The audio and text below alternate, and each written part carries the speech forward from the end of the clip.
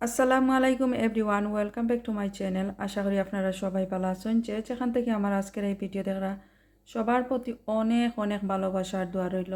আজকে আবারও নতুন একটা রেসিপি নিয়ে এলাম সবার সাথে শেয়ার করার লাগি। আশা করি সবাই ভালো পাইবা। আর আজকের রেসিপি চাইনিজ পটল। তো ডিম দিয়া কিভাবে আমি চাইনিজ পটল ভাজি করবো শেয়ার করবো এখন। আশা করি আপনারা সবার ভালো লাগবো আর সাথে থাকবা। সম্পূর্ণ ভিডিও দেখিয়ে নিবা, তাহলে বুঝতে পারবা আমি কিতা কিতা স্পাইস ইউজ করি আর কীভাবে রান্না করি। আর তো এখানে আমার গার্ডেনের কিছু চাইনিজ পটল আছে।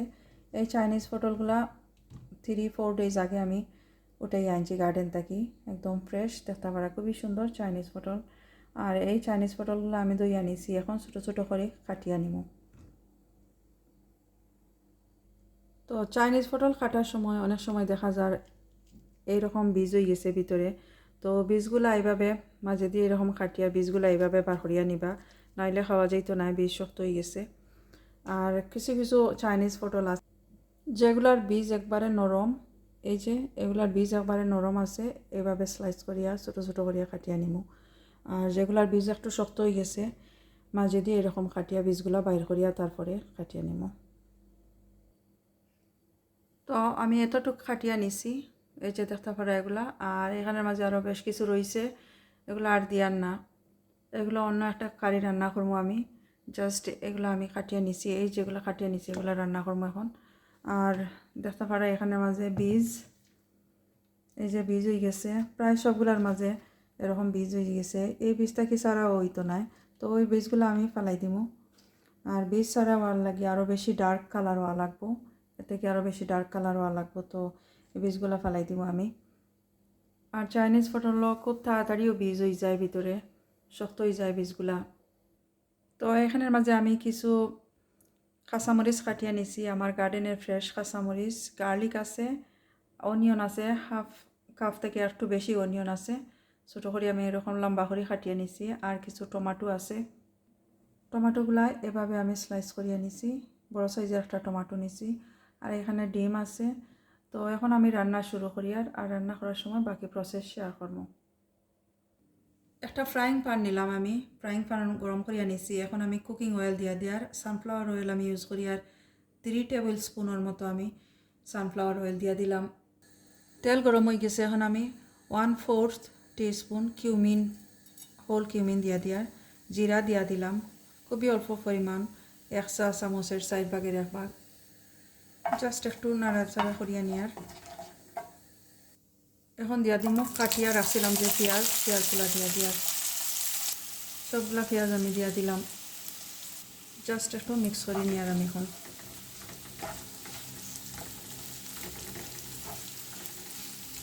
তো আমি অপেক্ষা করি আর সামান্য একটু সফট হইতো পেঁয়াজ। এখানে পেঁয়াজের কালার একটু চেঞ্জ হয়েছে, এখন আমি রসুন দিয়া দিব, গার্লিক দিয়া দিব। 2 ক্লোভস এখানের মাঝে আছে, 2টা কোয়া রসুন আমি কাটিয়া রাখছি লম্বা করিয়া, এগুলো দিয়া দিলাম। এখন আমি আবার মিক্স করে নিয়ার। আর এখন দিয়া দিব কিছু কাঁচা মরিচ যেগুলো আছে, গ্রিন চিলি, যতটুকু আমি কাটিছি সবগুলো এখন দিয়ার না, কিছু দিয়া দিলাম। আর কিছু লেটে দিয়া দিব, শেষে রান্না শেষে আমি এগুলো দিয়া দিব। আর জাল হইল সম্পূর্ণ নির্ভর করে খেয়ে কতটুকু জাল খাইতে পারবা, এই অনুপাতে জাল দেওয়া। তো আমি কিছুটা সময় আরও 2 মিনিট এগুলো পালা করে মিক্স করিয়া নিব, আর 2 মিনিট পালা করে কুক করিয়া নিব। তো পেঁয়াজ খুব সুন্দর ভাজা হয়। তো পেঁয়াজের মাঝে এখন কিছু স্পাইস আমি অ্যাড করবো।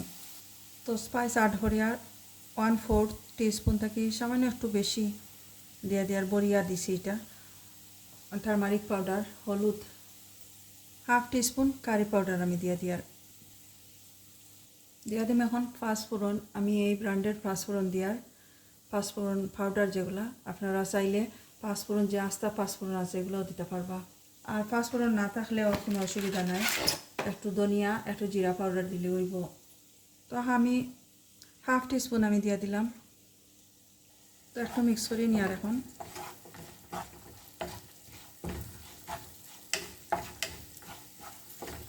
তো মিক্স করা হয়ে গেছে, আমি এখন এগুলো একটা সাইডে রাখি। আর গ্যাসের ফ্লেম হইলো একদম লো ফ্লেম। এখন এই সাইডে আমি ডিম দিয়া আর 2টা ডিম নিছি, আমি 2টা ডিম দিয়া দিব।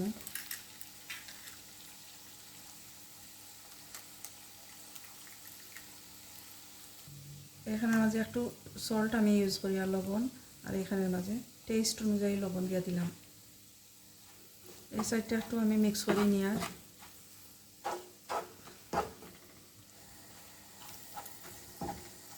লবণ দিয়ে ডিমগুলো আমি একটু মিক্স করে নিয়ে এখন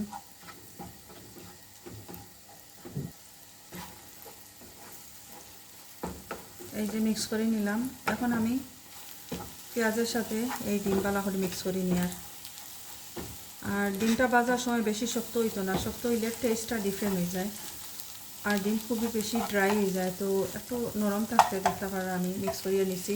এখন আট করবো আমার কাটিয়া দইয়া রাখা যে আছে পটলগুলা, চাইনিজ পটল, তো সব কিছু আমি একসাথে মিক্স করি নিই।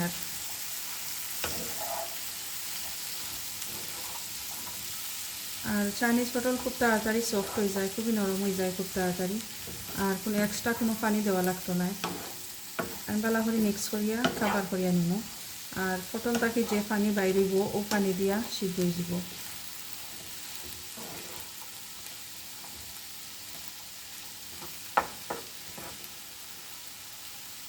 এখন আমি কাবার করিয়া নিব, ভালো করে মিক্স করিয়া নিছি, এখন কাবার করিয়া নিব।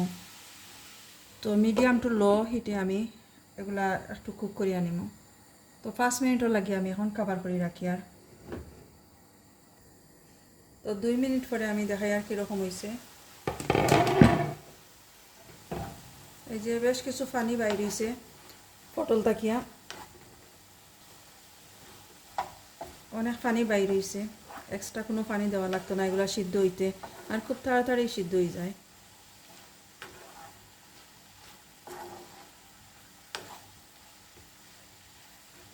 তো আবারও খাবার হইয়া দিব এখন।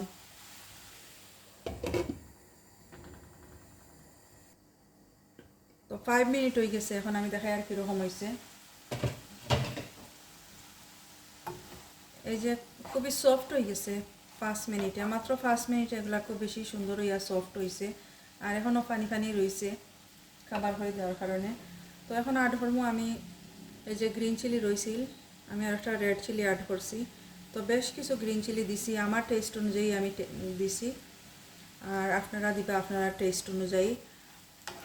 আর আমি কতটুকু নিছি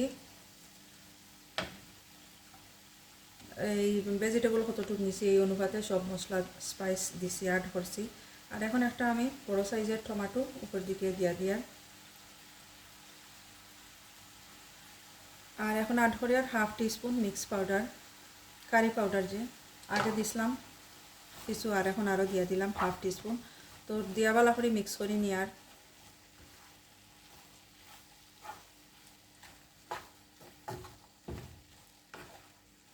লাস্টের দিকে কিছু মিক্স পাউডার দিলে টেস্ট একটু বেশি থাকে, আর গ্রানটাও একটু স্মেল নাইস একটা স্মেল থাকে, এই কারণে আমি দিয়া দিলাম লাস্টে আরও কিছু। তো এখন আমি আবারও 4 থেকে 5 মিনিটও লাগে কাবার করে রাখবো, আর পটলগুলো বালা করে কুক হয়ে যাব, আর টমেটোও কুক হয়ে যাব। তো 4 মিনিট পরে দেখাই আর আরও বেশ কিছু পানি বাইর হয়েছে। এখন আমি ভালো করে মিক্স করি নি। আর এই পর্যায়ে আমি টেস্ট করবো লবণ, যদি ঠিক থাকে তাহলে ওকে আছে, যদি একটু কম হয় তাহলে আর একটু দেওয়া যাইব। তো আমি আর একটু লবণ দিয়া একটু কম হয়েছে। এখন আমি ভালো করে মিক্স করি নি। আর এখন আর খাবার করতাম না, আরও কিছুটার সময় আমি রাখবো।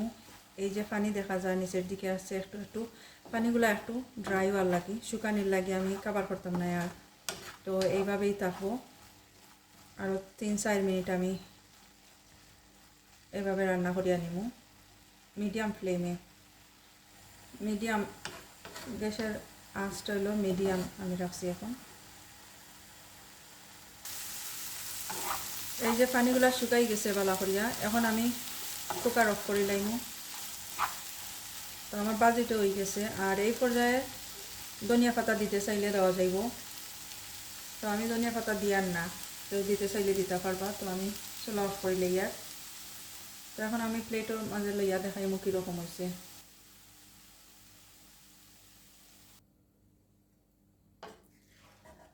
তো আমি একটা ডিশের মাঝে রাখি আর কীরকম হয়েছে এখন শেয়ার করবো।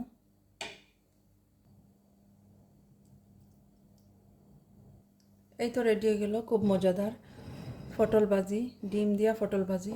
খুবই সুস্বাদু হয়েছে। আর এই রেসিপিটা খুবই সহজে করা যায়, খুবই ঝটপট করা যায়। আর এই খাবারটা গরম ভাতের সাথে অথবা রুটি পরোটার সাথে ব্রেডের সাথে খাইতে খুবই ভালো লাগে। তো যদি ভালো লাগে আমার আজকের এই রেসিপি, তো লাইক দিবা, শেয়ার করবা। তাহলে আজকে এই পর্যন্তই। ভালো থাকুক সবাই। আল্লাহ হাফেজ।